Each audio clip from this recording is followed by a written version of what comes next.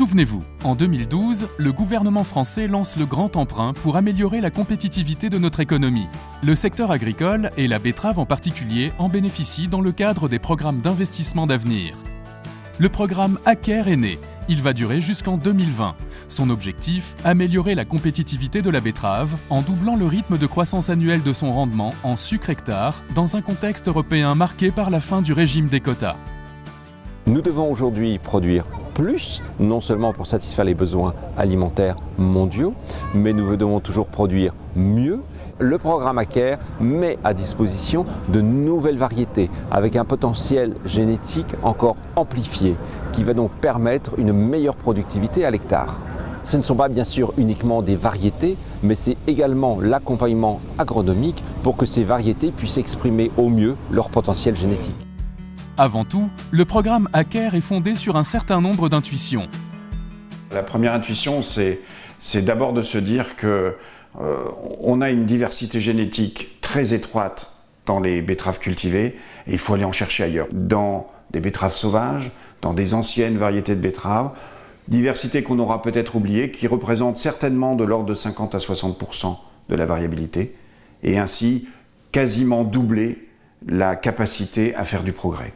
Alors la deuxième intuition du programme Acker, c'est l'utilisation de la génétique et de ce qu'on appelle le phénotypage, l'évaluation des plantes, de manière différente. On va changer de paradigme. C'est-à-dire qu'avant, on évaluait les plantes et on essayait de céder de la génétique qui coûtait cher.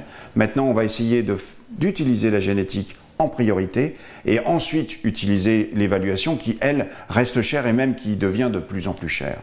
Alors la troisième intuition du programme Acker, elle est, on va dire, plus réfléchie au sens où on se dit, on a fonctionné pendant de nombreuses années sur la productivité à l'hectare, mais il va falloir aller beaucoup plus loin. Une betterave qui réponde aux soucis de stabilité de cette productivité. Donc ça veut dire résistance aux maladies, regarder jusqu'où la betterave peut aller en termes de résistance au froid, de résistance à la chaleur, de résistance au stress hydrique, utiliser moins d'azote. L'idée d'Acker et cette dernière intuition, c'est d'essayer de se donner un outil pour répondre à tous ces challenges, pas seulement au challenge de la productivité par hectare. 2012-2020, le programme Acker en est à mi-parcours et il tient ses promesses conformément au calendrier initial. Voyons ce qu'il en est à travers quelques thèmes qui concernent tout autant le génotypage que le phénotypage. Commençons par la sélection et les croisements des 15 plantes de référence. Notre hypothèse de départ s'est avérée exacte puisque les 15 plantes de référence couvrent 100% de la variabilité allélique disponible au sein du genre bêta et complémentaire du germplasme élite utilisé actuellement en sélection. Donc l'idée était de pulvériser l'ensemble du génome de ces 15 plantes en plein de petits morceaux en l'intégrant dans le matériel élite. On a déjà observé sur les analyses déjà effectuées sont des taux de retour vers l'élite relativement intéressants. Donc on peut s'attendre à avoir 3000 plantes d'un niveau relativement élevé. On est vraiment heureux d'avoir pu conduire ces introgressions et d'avoir réussi à les mener jusqu'au bout. Venons-en à la production et la valorisation de l'information génomique. Nous avons séquencé une lignée élite ainsi qu'une quinzaine d'accessions. Donc on a fait ce séquençage sur ce matériel. Alors la contribution en fait c'est d'avoir une meilleure connaissance des génomes puisqu'on ne connaissait pas du tout les génomes des plantes qui sont utilisées dans ce programme, de développer des marqueurs moléculaires, des balises au niveau des génomes pour pouvoir les utiliser dans notre matériel et de développer aussi tous les outils technologiques, donc les robots, tous les systèmes d'analyse pour identifier les plantes les plus intéressantes qui vont partir ensuite en phénotypage. Justement, pendant que des chercheurs travaillent sur la sélection, le génome, la bioinformatique, la sélection génomique, les systèmes d'information, d'autres se penchent sur la mise au point des outils de phénotypage. Voyons tout d'abord le phénotypage des semences et des plantules.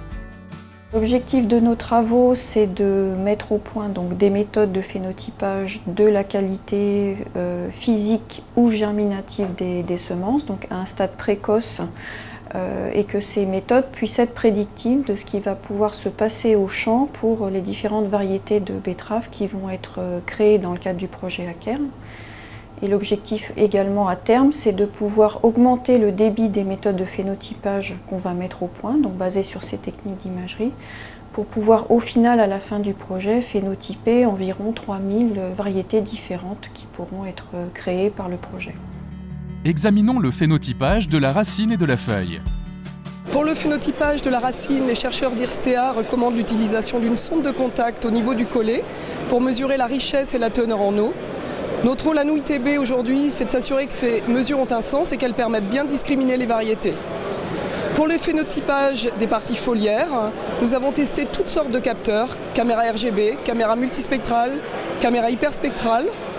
Aujourd'hui, nous sommes capables de mesurer un nombre de plantes, un taux de couverture, une surface de feuilles, mais aussi la composition biochimique des feuilles, chlorophylle, azote, le tout de manière non destructive, et c'est ça toute l'innovation du projet en termes de phénotypage. Maintenant, cap sur le haut débit, nous développons avec la société Hyphen une solution drone pour embarquer tous ces capteurs. Concrètement, les 3000 génotypes en cours de sélection seront phénotypés en 2018 et 2019. En attendant, le programme Aker conserve toute sa dynamique. La dynamique, elle est fantastique. Bon, je suis le premier heureux en tant que coordinateur scientifique des équipes, mais là on peut se dire que les 80 chercheurs, tant du public que du privé, travaillent de concert. Ça se voit très bien dans les réunions de travail, mais aussi dans leur productivité. On est passé dans une phase exponentielle de publication. On est dans une phase d'échange forte, puisque toutes les équipes doivent travailler ensemble.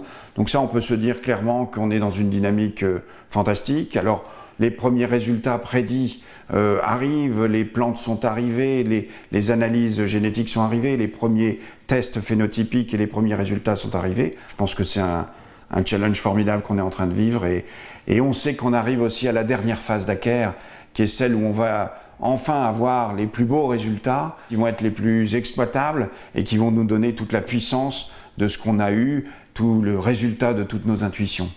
Aker, c'était plusieurs paris. Il y en a qui sont déjà clairement gagnés. Le premier, c'est celui de la diversité génétique. On avait fait le pari qu'on pouvait résumer la diversité dans une très très grande diversité d'accessions de populations sauvages, les mettre dans un petit nombre de populations et ensuite les transférer. Ça, c'est réussi. 15 populations résument tous les allèles fréquents. On est en train de décliner ce matériel-là dans un peu plus de 3000 génotypes, 3000 variétés potentielles. On sait que petit 1, ça va vraiment booster le progrès génétique et deuxièmement, ça va le booster pendant longtemps parce qu'on a créé un pool remarquable. Le deuxième pari, c'est que pour pouvoir faire du phénotypage à haut débit, on a besoin de développer des capteurs de l'ensemble de technologies dites de phénotypage. On a développé sur les semences, sur les plantules, sur les plantes en croissance, sur les racines pour mesurer la teneur en sucre, en conditions réelles, en temps réel au champ. Ces capteurs sont disponibles et donc on va pouvoir, sur l'ensemble du matériel génétique dont on va disposer maintenant, mesurer pour tous les milieux tous ces caractères-là. Aussi pour les agriculteurs, les conseiller dans la croissance des betteraves. Donc non plus faire uniquement de la sélection, mais faire de la production et donc d'en faire des formes d'appui à la décision.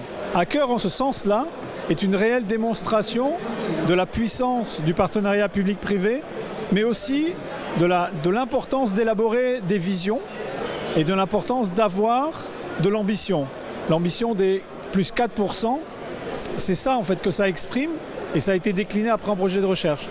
Et en fait, Aker, c'est, si vous me permettez cette expression-là, c'est une fusée.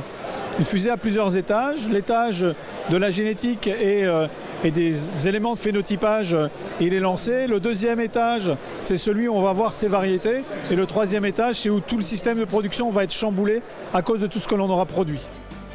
Le cap est tracé. Rendez-vous en 2020.